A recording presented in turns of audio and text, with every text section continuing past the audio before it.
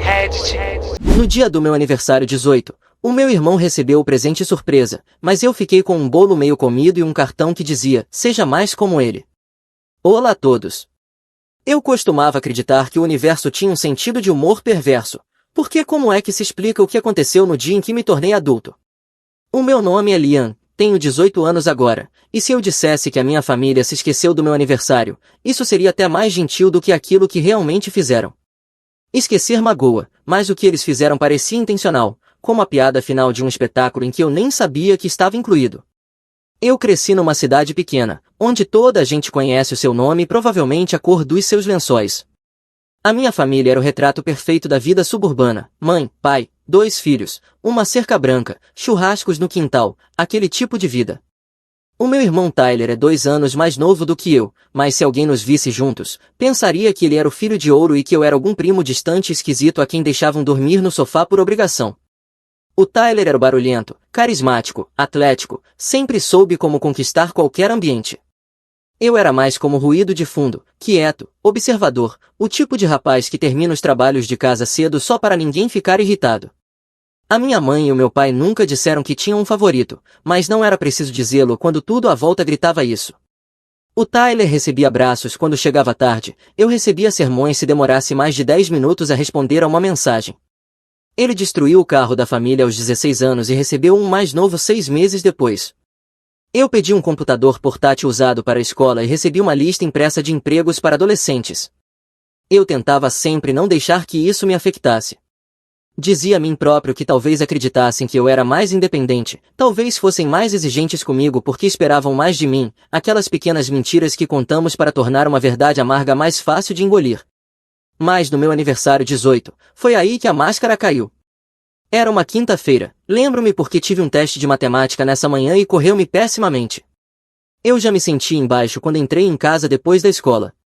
Imaginei que talvez houvesse um jantar simples ou, pelo menos, a minha comida preferida para levar, qualquer coisa.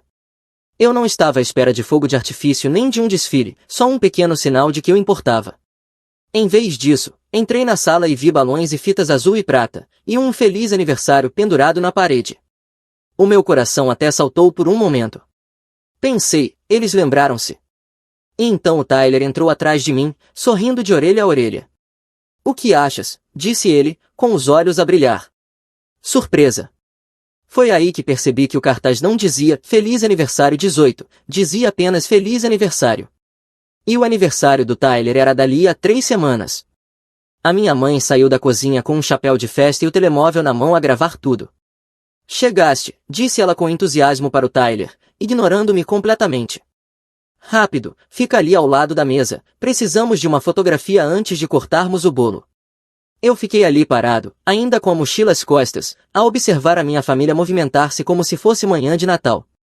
O meu pai deu ao Tyler uma caixa embrulhada com um laço de verdade, e o Tyler rasgou o papel como uma criança. Era um telemóvel novo, o mais recente.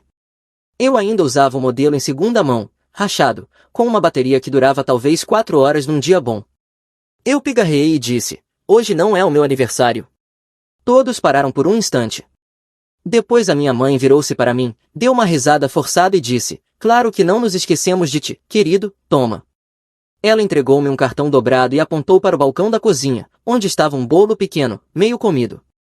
Sem velas, sem nome, só faltando um pedaço e com um canto amassado, como se alguém o tivesse usado para calçar uma gaveta. O cartão dizia, seja mais como ele. Só isso. Sem brincadeira, sem carinho, nem sequer um feliz aniversário. Eles riram. Não foi cruel no início, parecia mais uma risada nervosa, como se tudo fosse uma piada engraçada e eu tivesse de rir também. Mas ninguém disse que estamos a brincar. Ninguém ofereceu outro cartão ou um presente de verdade. Apenas o Tyler ali parado, a segurar o telemóvel novo, ligeiramente desconfortável, até desviar o olhar. Eu não disse nada. Não chorei. Apenas assenti, coloquei o cartão no balcão e subi para o meu quarto. Nessa noite, arrumei uma mochila, um casaco com capuz, 2 camisolas, calças de ganga, meias, o carregador do telemóvel e os $40 de emergência que eu tinha guardado numa caixa de sapatos debaixo da cama. Esperei até a casa ficar em silêncio, depois caminhei 4 quarteirões até a paragem de autocarro, sob a luz âmbar de um candeeiro a piscar, e apanhei o último greon para a cidade. Eu não sabia o que ia fazer, só sabia que não podia ficar ali. Uma semana depois, a minha mãe deixou uma mensagem de voz. A voz dela tremia, ela chorava. Liam, por favor volta para casa, nós não sabíamos, nós não pensamos, por favor volta, o teu pai tem andado a conduzir pela cidade inteira à tua procura, por favor, eu não atendi, porque pela primeira vez na minha vida eu sentia-me livre. Mas isso foi apenas o começo. O que eles fizeram a seguir tornou tudo pior, muito pior, porque em vez de tentarem corrigir o que fizeram, transformaram tudo numa atuação para os amigos, para as redes sociais, para a família. De repente eu era o rapaz problemático que fugiu de casa porque não sabia lidar com disciplina. E quando descobri o que o Tyler disse nas minhas costas, foi aí que deixei de duvidar de mim próprio. Foi então que comecei a planear o que viria a seguir. A mensagem de voz ficou na minha caixa durante 3 dias antes de eu conseguir ouvir tudo.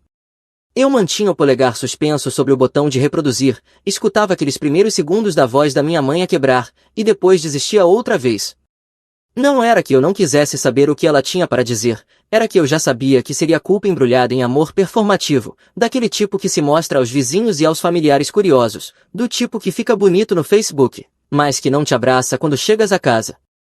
Eu estava a dormir num hostel juvenil degradado na cidade, $50 por semana, desde que não te importasses de partilhar o quarto com 2 rapazes que vendiam óculos de sol falsos durante o dia e jogavam jogos de tabuleiro de guerra durante toda a noite. Eu mantinha-me reservado, dormia com a mochila debaixo da cabeça e o dinheiro de emergência fechado dentro da meia. Todas as manhãs eu caminhava pela cidade como se pertencesse ali, sem plano, sem rede de segurança, mas com uma estranha sensação de calma, como se finalmente tivesse deixado de correr numa passadeira controlada por outra pessoa. Mas eu ainda estava magoado, não apenas por causa do aniversário, que tinha sido apenas um momento explosivo, mas por tudo, por que não pode ser mais como Tyler, por cada vez que eu tinha de trabalhar 2 vezes mais para ser notado. Por cada jantar em que perguntavam ao Tyler sobre o treino de futebol e mal reconheciam o meu certificado de mérito acadêmico. Era como se eu tivesse estado a fazer uma audição para um papel que nunca me deram. Eu não planeava voltar, mas a vida, como sempre, tinha outros planos. Começou com a minha tia Denise. Ela era a irmã mais velha da minha mãe, barulhenta e sem filtros no melhor sentido possível. Ela descobriu que eu tinha ido embora quando a minha mãe finalmente lhe telefonou em pânico, provavelmente esperando que a Denise ajudasse a controlar a situação. Em vez disso, a Denise ligou-me, encontrou o meu número através de um antigo grupo de Natal, e deixou uma mensagem direta: "Liga-me, Liam, agora." Então eu liguei. "Estás seguro?" perguntou ela, sem olá, sem preparação. "Sim", respondi, tentando soar mais firme do que me sentia. "Tens 18 anos agora", disse ela, como se estivesse a lembrar-se a si própria. "Eles não te podem obrigar a voltar para casa, mas isso não significa que não vão tentar transformar-te no vilão." Eu fiquei em silêncio. "Eu sei o que aconteceu", acrescentou ela. "A tua mãe contou-me uma versão higienizada, mas eu não sou estúpida. Eu tenho visto a forma como eles te tratam. Sempre vi. Só pensei que um dia tu ultrapassarias isso, ou que eles amadureceriam. Pelos vistos, não aconteceu." Foi a primeira vez que um adulto validou a minha experiência em voz alta. Atingiu-me com a força de um tijolo. Eu tive mesmo de me sentar no passeio, com a garganta apertada. "Eu não tenho muito", disse a Denise, "mas se alguma vez precisares de um lugar, mesmo precisares de um lugar, telefonas-me, está bem?" Eu agradeci, desliguei, e fiquei ali a observar a cidade respirar, carros a buzinar, pessoas a andar apressadas com cafés e prazos, e um homem a gritar sobre um cão perdido numa esquina.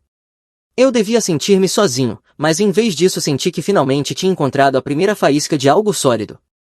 Uma semana passou, depois outra, e então cometi um erro, verifiquei o Instagram do Tyler. Ele tinha publicado fotografias da festa de aniversário dele, aquela com os balões, o bolo e o telemóvel. Só que nas fotografias ele cortou-me fora, literalmente. Havia uma fotografia em que eu lembrava estar mesmo ao lado dele, e o meu ombro deveria estar visível, pelo menos, mas ele tinha enquadrado e filtrado tudo com tanto cuidado que parecia que eu nem sequer tinha estado lá, como se eu nunca tivesse existido naquele momento. A legenda dizia: "Melhor aniversário de sempre." Tão sortudo por ter a família mais apoiadora. Não seria quem sou sem eles. Isso era tolo, mas o que realmente me destruiu foi a seção de comentários. A minha mãe escreveu: tu mereces tudo, querido. O teu coração é ouro puro. O meu pai comentou: orgulho nem sequer começa a explicar. A amiga da família, Karen, escreveu: tão bonito e tão humilde, ao contrário de algumas pessoas. O algumas pessoas não era subtil. A Karen era o tipo de pessoa que chamava crianças como eu de sensíveis demais quando nos defendíamos, e uma vez disse-me que depressão era uma escolha. Eu quase respondi, quase escrevi um parágrafo amargo a explicar como aquela festa era minha, como eu tinha feito 18 anos naquele dia, como eles me deram um bolo usado e um cartão que basicamente me dizia para pagar quem eu era. Mas eu não respondi. Apenas fiquei a olhar para aquela sessão de comentários durante muito tempo, com o coração a bater como se quisesse rasgar o peito para sair. Depois atirei o telemóvel para o colchão e deixei tocar quando a minha mãe ligou mais tarde naquela noite. O ponto de viragem não foi dramático, não houve uma grande discussão nem gritos, foi subtil, silencioso, como uma farpa finalmente a romper a pele. Aconteceu quando recebi um correio eletrônico da orientadora escolar: olá, Liam. Espero que estejas bem. Só queria confirmar uma coisa: por que os teus pais pediram para te remover da lista de admissões antecipadas da universidade e atrasar as tuas candidaturas até o próximo semestre? Eles disseram que estavas a tirar um tempo para colocar as ideias em ordem. É verdade? Diz-me alguma coisa. Posso ajudar se precisares de apoio. O meu sangue gelou. Eu não tinha dito nada sobre tirar tempo. Eu estava a candidatar-me por decisão antecipada. Tinha os meus ensaios guardados no Google Docs, meio prontos. A biblioteca da cidade tinha internet gratuita, e eu tinha planeado usá-la no fim de semana para enviar tudo. Eles estavam a sabotar o meu futuro. Foi aí que percebi que não era apenas sobre um aniversário ou sobre não ser valorizado. Eles não apenas não se importavam comigo. Eles estavam ativamente a agir contra mim. E por quê? Porque eu fui embora. Foi porque eu finalmente disse basta. Telefonei imediatamente à orientadora e contei-lhe a verdade, que eu tinha saído de casa, mas não porque estivesse instável, e sim porque a minha casa era instável. Não entrei na história inteira do aniversário, mas disse o suficiente. Pedi-lhe que não aceitasse qualquer pedido relacionado ao meu processo a menos que viesse diretamente de mim. Ela concordou, com uma voz cheia de simpatia, e depois enviou um correio eletrônico a confirmar que tinha restaurado as minhas candidaturas e bloqueado meu perfil contra alterações externas. Desliguei o telefone a tremer, furioso mas estranhamente calmo, como um momento antes de uma tempestade quando o céu fica imóvel. Eu tinha terminado de ser simpático, mas o que veio a seguir foi a verdadeira traição. A Denise ligou-me alguns dias depois, a sussurrar como se não quisesse que alguém a ouvisse. Acabei de sair da casa dos teus pais, disse ela. Convidaram-me para jantar para resolver as coisas, mas, Liam, não era sobre ti. Eu pisquei os olhos, endireitando-me na cama. Como assim? Eles queriam que eu deixasse o Tyler ficar na minha casa durante algumas semanas, disse ela. Disseram que precisavam de espaço, que as coisas estavam demasiado tensas em casa desde que tu foste embora e que o Tyler estava a lutar emocionalmente. Eu ri, pensando que ela estava a brincar, mas não estava. Disseram que ele anda a portar-se mal porque sente a tua falta, continuou a Denise, mas depois a tua mãe chamou-me de lado e disse, e passo a citar, precisamos que o Liam perceba que fugir não lhe dá atenção. Estamos a tentar psicologia inversa. Se o Tyler ficar contigo, talvez o Liam volte para casa e pare com esta estupidez. A minha boca secou. Eles estavam a usar o teu irmão como peça de xadrez, Liam, disse ela calmamente, e pior, o Tyler concordou. Eu não sabia o que doía mais, o facto de eles estarem a manipular-me ou o facto de o Tyler estar envolvido. Talvez eu não devesse ficar surpreendido, ele sempre jogou nos dois lados, herói pacificador quando lhe convinha, cúmplice silencioso quando não convinha. Mas aquilo era um novo recorde de baixeza. Pedi a Denise que não o acolhesse. Ela hesitou, depois disse, eu não vou, mas acrescentou, Liam, eles não vão parar. Estão a ligar para familiares, a construir uma narrativa em que tu és o fugitivo problemático. Estão a fazer as pessoas acreditar que estás em drogas, ou que engravidaste alguém, ou que estás apenas a rebelar-te. É tudo mentira, mas eles estão a construir esta história tijolo por tijolo. Agradeci-lhe de novo e terminei a chamada, e nessa noite algo dentro de mim mudou. Abri o portátil na biblioteca pública e comecei a escrever, não um desabafo, não um diário, mas um plano. Eles achavam que eu estava perdido e esquecido, achavam que eu estava sozinho, à deriva, desesperado para rastejar de volta para casa. O que eles não sabiam era que eu finalmente os estava a ver sem ilusões, cada máscara, cada mentira, e desta vez eu não ia simplesmente afastar-me, não em silêncio, não outra vez. Depois daquela chamada com a Denise, tudo pareceu diferente. A névoa que pairava sobre mim desde a noite em que saí de casa finalmente levantou. Eu já não estava a flutuar, estava a cair com propósito. Mas primeiro eu tinha de sobreviver. Sabes aquela expressão fundo do poço? Eu costumava achar que era um tipo sentado num banco de jardim sem nada além de um casaco rasgado e uma garrafa dentro de um saco de papel. Mas para mim, o fundo do poço foi acordar no hostel às 4 da manhã e encontrar a minha mochila aberta e o meu dinheiro de emergência desaparecido. Nenhum cadeado partido, nenhuma janela partida, apenas desaparecido. Provavelmente alguém com quem eu tinha partilhado o quarto, provavelmente alguém que me viu dormir com a mochila debaixo da cabeça durante dias. Eu quis gritar, quis socar uma parede ou correr de volta para casa e bater a porta exigindo ajuda, mas não fiz nada disso. Fiquei apenas sentado no escuro, a olhar para o fecho vazio como se ele pudesse, de repente, dar-me respostas. Na manhã seguinte tentei rir da situação. Foste enganado, murmurei para mim próprio ao olhar para o espelho da casa de banho do hostel. Parabéns, aprendeste da pior forma. Eu tinha $6 na carteira, uma barra de granola no bolso do casaco, e o telemóvel com 22% de bateria. Esse foi o momento em que deixei de sentir raiva dos meus pais e comecei a sentir apenas dormência, porque a verdade sobre estar por conta própria é que não existe rede de segurança, não existe almofada para amparar a queda quando tudo corre mal, e vai correr. Ninguém te resgata. Tens apenas duas escolhas, resolver ou desaparecer. Então eu resolvi. Comecei a passar os meus dias na biblioteca da cidade, não apenas pelo acesso à internet ou pelo calor, mas porque era o único lugar onde eu me sentia invisível e vivo ao mesmo tempo, rodeado de livros, de histórias de pessoas que tinham escapado de situações piores. Encontrei algo parecido com paz. Ficava lá horas seguidas, a candidatar-me a empregos, a terminar candidaturas universitárias e simplesmente a ler.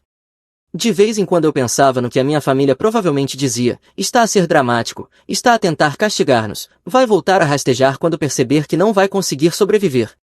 Mas eu não queria voltar, nem por ajuda, nem por pena, e muito menos para lhes dar a satisfação de estarem certos. Numa tarde, enquanto eu navegava distraidamente em anúncios de emprego, ouvi uma conversa atrás de mim, dois homens a falar sobre como o estafeta habitual deles tinha desistido. Um deles olhou para mim, provavelmente porque eu tinha estado sentado naquela mesma mesa durante uma semana inteira, e perguntou, Ei, sabes andar de bicicleta? Eu pisquei. Sei, sim. Queres ganhar $30? Foi assim que comecei a trabalhar para uma pequena loja de sandes a 4 quarteirões da biblioteca. Não era glamouroso, eles nem sequer me deram uma bicicleta, apenas uma velha e amassada que eu podia usar se concordasse em arranjar os pneus por minha conta. Eu concordei. Remendei a câmara de ar com fita adesiva e fé, e comecei a fazer entregas pela cidade, apenas gorjetas em dinheiro. No primeiro dia ganhei $42, mais do que alguma vez tinha ganho a fazer tarefas naquela casa. Comi uma refeição de verdade naquela noite, ramen barato, uma maçã e uma daquelas barras de chocolate que custam mais do que deviam, mas que me fizeram sentir humano outra vez. Nas semanas seguintes construí uma rotina, acordar cedo, tomar banho no ginásio, o dono da loja de sandes ofereceu-me uma inscrição gratuita depois de eu cobrir 3 turnos duplos, entregar sandes das 10 da manhã às 4 da tarde, trabalhar nas candidaturas universitárias à noite na biblioteca e depois dormir no hostel. Era pequeno, frágil, mas era meu. Comecei a manter um pequeno caderno onde escrevia objetivos, frases que ouvia, sonhos estranhos ou apenas pensamentos aleatórios. Um dia escrevi, tu não és invisível, estás apenas a crescer no escuro. Essa frase ficou comigo. Em meados de novembro eu tinha poupado o suficiente para sair do hostel. A Denise ajudou-me a encontrar um quarto para alugar num bairro tranquilo nos arredores da cidade, a cave de uma senhora idosa que alugava a preço baixo em troca de algumas tarefas básicas. Era fria, cheia de correntes de ar e cheirava a naftalina, mas eu tinha uma chave, um lugar que trancava, um espaço só meu. A Denise até me deu um computador portátil em segunda mão, nada sofisticado, mas suficiente para escrever ensaios e verificar correios eletrônicos sem ter de viver na biblioteca. Ela não pediu nada em troca. Da primeira vez que lhe levei compras só para agradecer, ela olhou para mim como se eu lhe tivesse oferecido ouro. Sempre foste um bom rapaz, disse ela suavemente. Eles é que nunca souberam ver isso. Eu quase desatei a chorar na entrada da garagem dela. Na semana antes do Natal recebi a minha primeira aceitação universitária. Não era a universidade dos meus sonhos, mas era a minha, bolsa completa, e ofereceram-me uma vaga no semestre da primavera se eu conseguisse provar independência financeira. Telefonei ao departamento de admissões, expliquei a minha situação e enviei-lhes tudo, cartas, extractos bancários antigos e até uma nota da Denise. 2 dias depois ligaram-me de volta e disseram, bem-vindo. Desliguei o telefone e fiquei sentado no chão, a olhar para o correio eletrônico com o meu nome. Nessa noite comprei um pequeno queque na pastelaria da rua, acendi uma vela e cantei para mim próprio um parabéns silencioso. Ainda não contei aos meus pais. Ainda não. Eles continuavam a publicar fotos de família online, o jantar de dia de ação de graças com o Tyler na ponta da mesa, a legenda da minha mãe a dizer, grata pelo filho que ficou. O meu nome não aparecia, nenhuma menção, como se eu tivesse sido apagado. Mas estava tudo bem, porque eu não tinha desaparecido. Eu estava a construir, e pouco a pouco estava a tornar-me alguém que eles já não podiam tocar. A melhor parte foi quando Tyler me procurou. Começou com uma mensagem. Tyler, ei, estás bem? Fiquei a olhar para aquilo durante muito tempo. Não sabia o que dizer. Eu já não estava zangado, só cansado. Mas algo me disse para não o ignorar. Então respondi, estou a aguentar-me. E tu? Ele esperou um dia inteiro antes de responder. Tyler, as coisas estão estranhas aqui. Falam de ti como se fosses um fantasma. A mãe chorou na semana passada porque viu a tua escova de dentes ainda na casa de banho. Isso atingiu-me mais do que eu esperava, não porque eu tivesse saudades deles, mas porque eles estavam a lamentar apenas a ideia de mim, não a pessoa que empurraram para longe. Tyler, eu não sabia que iam usar-me assim. Pensei que queriam realmente ajudar-te a voltar. Desculpa. Eu não respondi logo. O que podia dizer? Que desculpa não apagava 18 anos de ser o segundo lugar. Que eu desejava que ele tivesse defendido-me quando importava. Que eu odiava o modo como ele deslizava facilmente entre o papel de vítima e de herói dependendo do público. Mas também me lembrei de algo que a Denise disse uma vez, não precisas deixar as pessoas voltar, mas não deixes que apodreçam dentro de ti. Então enviei-lhe uma frase apenas, obrigado. Estou a resolver a minha vida. Era suficiente por agora. As semanas passaram, o Natal chegou e passou. Passei-o com a Denise, apenas nós dois e o gato gordo dela. Vimos filmes de Natal terríveis, comemos demasiado bolo e jogamos cartas até tarde. A certa altura ela olhou para mim e disse, sabes, tu não estás partido. Só foste criado sob a luz errada. Eu não respondi, apenas assenti, porque ela tinha razão.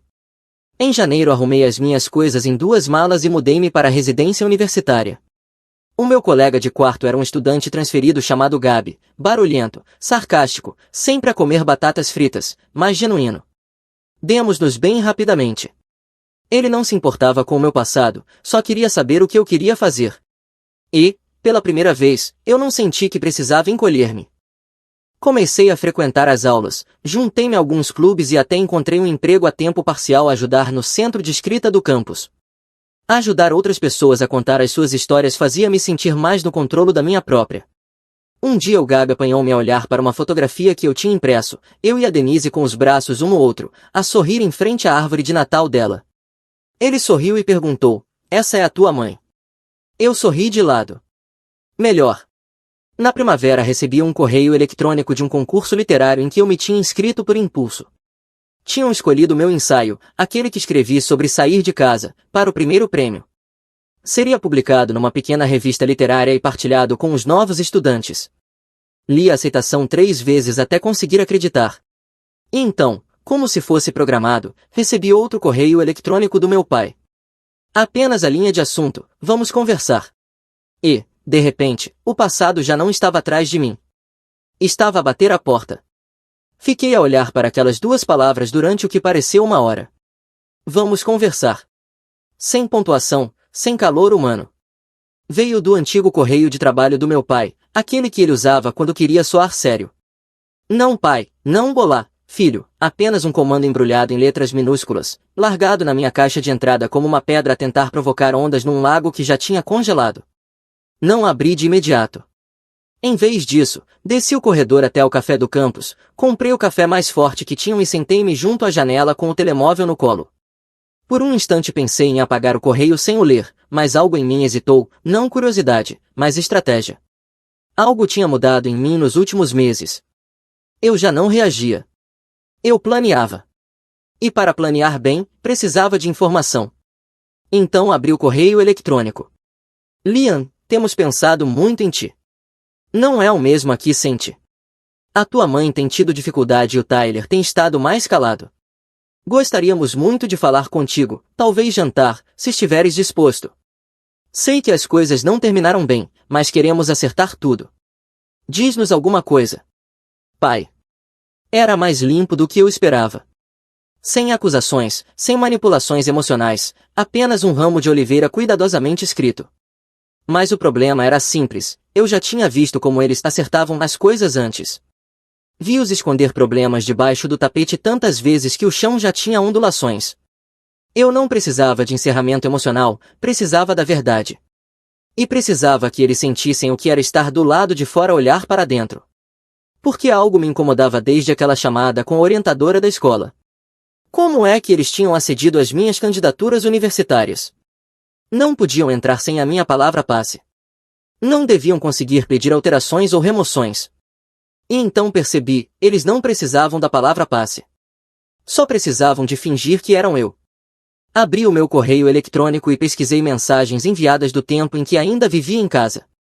E lá estava, uma mensagem antiga reencaminhada pela escola com o link para o portal do estudante. O cabeçalho ainda dizia FWD, mantém este link privado. A minha mãe tinha acesso. O Tyler provavelmente também. Talvez até o meu pai. Isso significava que podiam ter telefonado à orientadora ou até ter entrado no portal fingindo ser eu. E se fizeram isso uma vez, podiam ter feito outras. Nessa noite mudei todas as minhas palavras passe, correio eletrônico, banco, portais universitários, candidaturas de emprego, até a minha conta de Netflix. Ativei a autenticação em 2 fatores em tudo e criei um novo endereço eletrônico só para assuntos universitários e de apoio financeiro. Eu não ia ser apanhado de surpresa outra vez. E comecei a pensar, se eles estavam dispostos a sabotar o meu futuro só para controlar a narrativa, o que mais teriam feito que eu não sabia? Fiz uma lista, quem sabia que eu tinha saído, o que tinham dito as pessoas, quem acreditou, quem não acreditou. Quanto mais pensava, mais percebia o poder que eles tinham, socialmente, emocionalmente e até financeiramente, porque eu ainda não tinha declarado independência financeira legalmente. Eles ainda podiam aceder a certos documentos, FAFSA, registros médicos. E se eu não me separasse oficialmente, podiam continuar a interferir. Então fui ao gabinete de apoio financeiro e perguntei o que precisava para me declarar estudante independente. Não foi fácil, tive de provar afastamento familiar, mostrar que pagava as minhas próprias contas e enviar cartas de terceiros. A Denise ajudou, assim como a minha antiga orientadora. Ambas escreveram cartas a explicar a situação, apoiando a minha história sem dramatizar. Levou 3 semanas, mas fui finalmente aprovado. E com isso eles perderam o controle. Já não podiam ver as minhas notas, não podiam alterar o meu estatuto, não podiam mexer por detrás das cortinas. Eu estava intocável. Mas eu não queria vingança só para mim. Queria expor o que tinham feito, garantir que todos aqueles a quem mentiram vissem a verdade. E a oportunidade veio do último sítio onde eu esperava, o Tyler. Ele enviou-me outra mensagem, curta, Tyler, eles estão a planear algo. Levantei uma sobrancelha e respondi, algo como o quê? A resposta chegou 1 minuto depois. Tyler, estão a organizar uma grande festa para o 50º aniversário do pai. Vão convidar toda a gente, familiares, vizinhos, até antigos professores teus. Eu pisquei. Isso não parecia sinistro por si só. Até chegar a mensagem seguinte, Tyler, eles vão fazer um discurso sobre como te perdoaram, mesmo depois de teres destruído a família. Eles queriam que as pessoas acreditassem que tinham escolhido o caminho mais elevado, estavam a ensaiar o discurso comigo. Fiquei a olhar para o telemóvel com o coração a bater forte, não de medo, mas de antecipação. Era isto. O momento em que eu podia inverter a narrativa. Liguei ao Tyler. Por que é que me estás a contar isto? Perguntei. Da última vez que soube de ti, estavas confortável a jogar dos 2 lados. Ele suspirou. Estava. Não entendia antes, mas ver eles escreverem este discurso como se fosse um filme de redenção, como se tu tivesse sido apenas uma fase que eles superaram, Isso deixou-me enojado. Disseste alguma coisa? Perguntei. Tentei. Mandaram-me calar. Disseram que eu não entendo o que é lealdade familiar. Ri-me amargamente. Claro que disseram. Ficamos os dois em silêncio por um instante. Eu não espero que me perdoes, disse ele. Só pensei que devias saber. Faz o que quiseres com isto. E, assim, ele deu-me a chave. Passei as 2 semanas seguintes a planear. Primeiro falei com a tia Denise, contei-lhe tudo. Ela ficou furiosa, não apenas pela manipulação, mas pela encenação de tudo aquilo. Eles estão a reescrever o argumento, disse ela. Mas tu ainda tens a caneta na mão. Então fizemos um plano. A Denise ainda estava convidada para a festa, assim como alguns outros familiares que, ao longo dos últimos meses, me tinham contactado discretamente a mostrar apoio. Pessoas a quem eu não tinha respondido na altura, mas que agora percebia que podiam ser aliados. Redigi uma carta, não um desabafo, não uma lista de queixas, apenas a verdade. O que realmente aconteceu, o aniversário, a mensagem de voz, a sabotagem. Incluí capturas de ecrã de correios eletrônicos e mensagens, datas, até um excerto da mensagem de voz, recortado para não soar cruel, apenas revelador o suficiente para ser real dele o título, o que eles não querem que saibam sobre por que fui embora. Imprimi tudo em papel de boa qualidade, letra limpa, assinado no final. A Denise concordou em distribuir as cartas discretamente na festa às pessoas em quem confiava. Ela até planeou deixar algumas perto da mesa de entrada, onde as pessoas iriam recolher os seus crachás e lugares, suficientemente casual para passar despercebido, suficientemente ousado para chamar atenção. Eu não queria um espetáculo. Queria exposição. E então, o toque final, gravei um pequeno vídeo, apenas 2 minutos, eu sentado calmamente no meu quarto da residência, não zangado, não partido, apenas eu. Disse, olá. Se estás a ver isto, provavelmente conheces-me como o rapaz que foi embora. Talvez tenhas ouvido que eu estava instável, ou egoísta, ou a passar por algo dramático. A verdade é mais simples. Fui embora porque fui tratado como se não importasse. Não saí para castigar ninguém. Saí para me salvar. Estou bem agora. Melhor do que bem. Estou seguro, na universidade, e finalmente a viver a vida nos meus próprios termos. Não quero pena, não quero drama. Só quero que a verdade seja conhecida, porque durante muito tempo falaram por mim. Agora sou eu a falar por mim. Obrigado por ouvires. Carreguei o vídeo no YouTube em modo privado, não listado. A Denise imprimiu códigos QR e colocou um dentro de cada carta. Deixamos que as pessoas lessem. Deixamos que vissem. Chegou o dia da festa. Eu não fui. Passei a tarde na União de Estudantes com o Gabi, a comer pizza gordurosa e a jogar cartas. Eu não precisava de estar lá. A minha presença não era necessária. Mas a minha verdade, essa apareceria sem mim. Às 9h42 da noite recebi a primeira mensagem. O meu primo Jake, santo Deus, Liam. Eu não fazia ideia. Acabei de ver o teu vídeo. Desculpa. Sempre pensei que eles fossem apenas rígidos. A história do aniversário partiu-me. Depois veio outra. O Sr. Randall, o meu antigo professor de inglês, devo-te um pedido de desculpas. Acreditei na versão que me contaram, mas vejo agora o quanto distorceram a história. Merecias melhor. E depois, do Tyler, tu conseguiste. 2 palavras, mas eu sabia o que significavam. O discurso nunca aconteceu. A Denise contou-me mais tarde que, quando as cartas começaram a circular, as pessoas começaram a comentar, primeiro baixinho, depois mais abertamente. Alguns até confrontaram os meus pais diretamente. A minha mãe chorou, o meu pai ficou furioso. Culparam a Denise, acusaram-na de conspiração. Mas o estrago estava feito. A verdade estava cá fora. E a história que eles tentaram escrever tinha sido rasgada e reescrita por mim. Nas horas depois da festa, o meu telefone não parou de vibrar, tanto que achei que ia queimar um buraco na secretária. Não respondi a maioria das mensagens. Não era preciso. As pessoas não me estavam a escrever porque queriam algo de mim. Estavam a escrever porque finalmente sabiam algo sobre mim. E essa validação silenciosa bateu de forma diferente. Não foi ruidosa nem dramática. Foi limpa. Honesta. Como o ar a clarear depois de uma tempestade. Mas as consequências, essas não foram nada silenciosas. Na manhã seguinte à festa, a Denise telefonou, não enviou mensagem, telefonou. E ela raramente fazia isso, a menos que algo importante estivesse a acontecer. Senta-te, disse ela assim que atendi. Estou na cama, respondi. Ótimo. Fica deitado, mas prepara-te. Ela respirou fundo. Os teus pais estão em modo total de controle de danos. Tem ligado aos familiares desde cedo, a tentar explicar o mal-entendido. Ri-me pelo nariz. Deixa adivinhar, de repente a carta era falsa, as capturas de ecrã estavam editadas e a mensagem de voz estava fora de contexto. Ah, foram mais longe, disse ela. O teu pai tentou dizer que queria dar-te espaço, mas tu é que distorceste a narrativa. A tua mãe chorou durante 30 minutos seguidos. E depois um dos tios apontou que a data da fotografia do bolo que eles publicaram no ano passado não correspondia ao aniversário do Tyler. E sabes o que o teu pai fez? O quê? Culpou a pastelaria. Tapei a cara com a almofada e gemi. De alguma forma aquilo era ao mesmo tempo patético e previsível. E o Tyler? Perguntei, sentando-me. Foi embora cedo, disse a Denise. Depois de a confusão começar. Disse que estava farto do teatro e saiu. Não ouvi mais nada dele. Isso surpreendeu-me.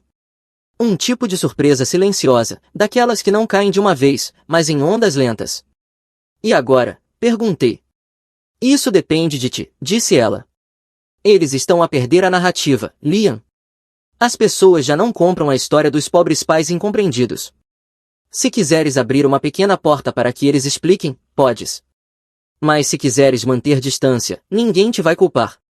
Agradeci-lhe, disse que precisava de tempo, desliguei, e fiquei sentado a olhar para o ecrã vazio do portátil. A vingança não foi um único momento. Não foi a carta. Não foi o vídeo.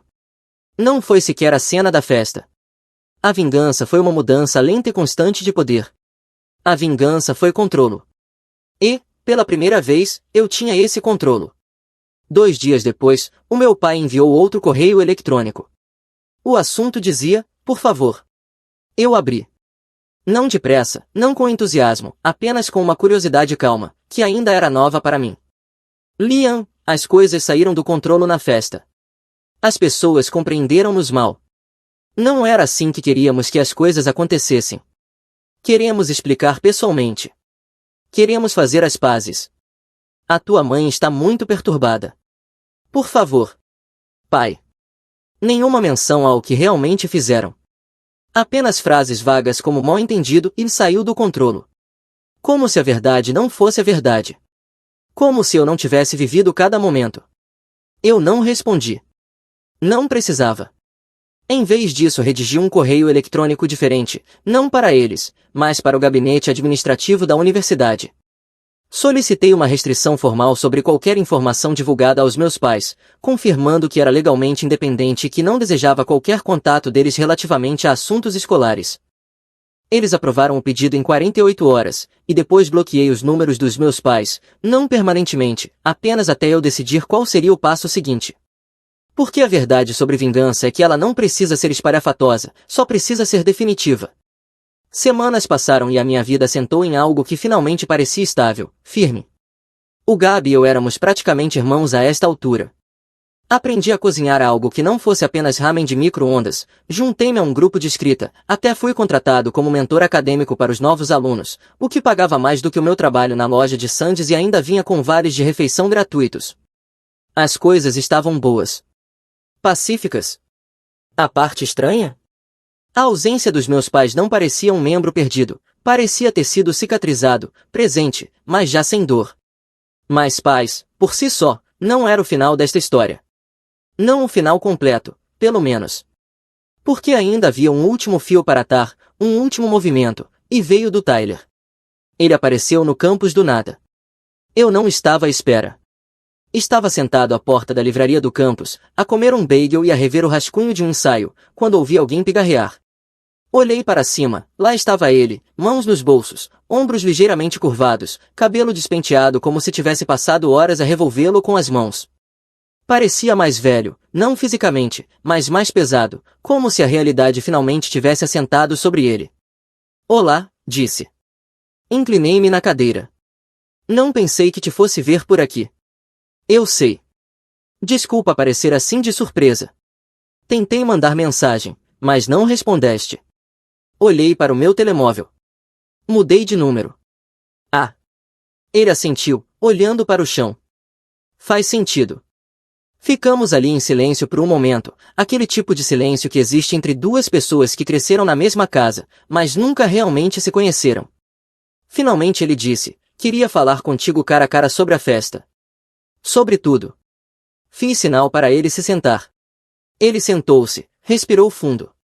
Tinhas razão, disse baixinho. Sobre o favoritismo, sobre os padrões duplos. Eu não via. Bem, eu via, mas não queria ver.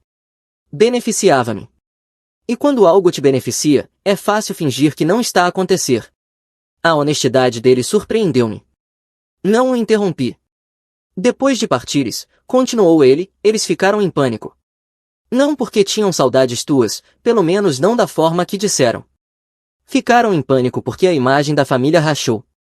Preocuparam-se mais com o que as pessoas pensavam do que com onde tu estavas. E eu deixei que eles me usassem para remendar essa imagem. Ele engoliu em seco. Isso é culpa minha. Mantive-me calado, deixando as palavras assentarem. Ele olhou para mim. Não tens de perdoar-me. Só não queria ser mais uma pessoa que desaparece quando as coisas ficam incômodas. Não sabia o que dizer, então fiz uma pergunta simples. Por que é que me contaste sobre a festa? Porque não era certo, respondeu ele. E por que tu merecias a oportunidade de contar o teu lado? Mereço ouvi-lo? Talvez não. Mas tu merecias uma voz. Durante um momento nenhum de nós falou. Depois ele perguntou, és feliz? Pensei nisso, no quarto que aluguei, no trabalho de que gostava, nas aulas que me desafiavam, nos amigos que estava a fazer, no futuro que finalmente parecia meu. Sim, disse. Sou. Ele assentiu, quase sorriu. Ainda bem. Antes de se levantar para ir embora, acrescentou, a mãe e o pai estão a desmoronar. As pessoas estão a olhar para eles de forma diferente agora. Estão a fazer perguntas. Eles não sabem lidar com isso. Isso já não é o meu problema, respondi. Ele soltou um suspiro baixo. Eu sei. E é isso que os assusta. Ele enfiou a mão no bolso e pousou algo na mesa antes de se afastar. Era o cartão de aniversário. Aquele que dizia, seja mais como ele. Só que desta vez havia algo novo escrito por baixo, em letras pequenas, a letra dele, desculpa. Eu devia ter sido mais como tu. Eu não chorei. Não senti raiva. Apenas senti fim. Fim verdadeiro. Completo. A vingança já tinha acontecido, não em explosões ou discussões, mas no desfiar silencioso da narrativa deles. A queda não foi minha, foi deles. As mentiras deles desmoronaram sob o próprio peso. O controlo que tinham ruiu no momento em que deixei de precisar da aprovação deles. A reputação deles rachou quando a verdade veio ao de cima. E o instante em que perceberam que já não conseguiam escrever o guião da minha vida, esse foi o momento em que tudo mudou. Caminhei de volta para a residência, cartão na mão, a sentir algo que não sentia desde criança, leveza. E quando finalmente deitei o cartão no caixote do lixo à porta do prédio, não senti culpa. Senti liberdade. Porque vingança nem sempre é fogo. Às vezes é simplesmente afastar-se das chamas sem olhar para trás. E foi exatamente isso que eu fiz. A frase final, aquela que fecha o livro disto tudo? Eu não venci destruindo-os. Eu venci tornando-me alguém que eles nunca mais poderiam magoar. Obrigado por terem ficado até ao fim desta história. Aprecio de verdade o vosso tempo e o vosso apoio. Se gostaram deste conteúdo e querem ouvir mais histórias como esta, não se esqueçam de seguir e subscrever o meu canal Moi Reddit. O vosso apoio faz toda a diferença para que eu possa continuar a criar mais vídeos. Desejo-vos um dia maravilhoso. Moi Reddit, com todo o meu respeito.